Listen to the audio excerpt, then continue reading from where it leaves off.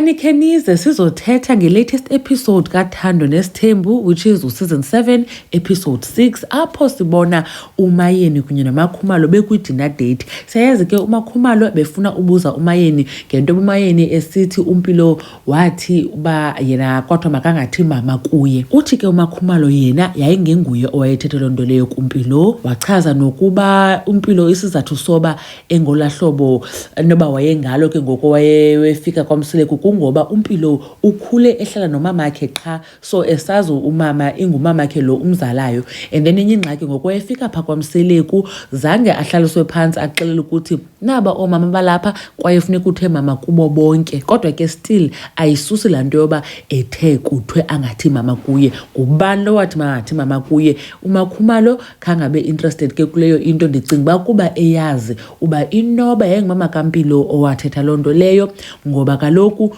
kutheni lento engambuzanga uMpilo. uMpilo umdala ngoku. Ngokutyana uMangwabe wayexabana notata kaMaKhumalo, isita kaMaKhumalo abuse abantwana bakhe, waye uMaKhumalo wambuza uMpilo, uMangwabe uthi wena nguwe olingqina lento bangaba utata abantwana ndayazi babazivulela imoto bazivulela negate. uMpilo waziphendulela. So kutheni kule kaMaYeni into angambuzi? Then aphendula uMpilo uba hayi kwakudala andisakhumbuli, okanye achaza uba ewe kwakutsho umama okanye kwakutsho lo mntu wetshilo. But ke even if uMpilo uyakhumbula, I'm sure naye akafuni uba abesengxakini kunye nomamakhe. noMaKhumalo akazufuna ude ayiveze uba hayi uMpilo, mhlawumbi masithi uMpilo umxela uba hayi kwakutsho umama, then uMaKhumalo uzawunqena uba ke ngoku bengathi uexposer umama kaMpilo on national television ekubeni koba ke wanikwa umntana and esithi bane-relationship right. Bephoxakele kakhulu ke uMaKhumalo ngenxa ye-attitude kaMaYeni, ngoba uthe besaqalisa nje uthetha wabe uMaKhumalo embona uba uMaYeni udikwe finish, wabe uMaYeni naye sitsho kwidayari yakhe ba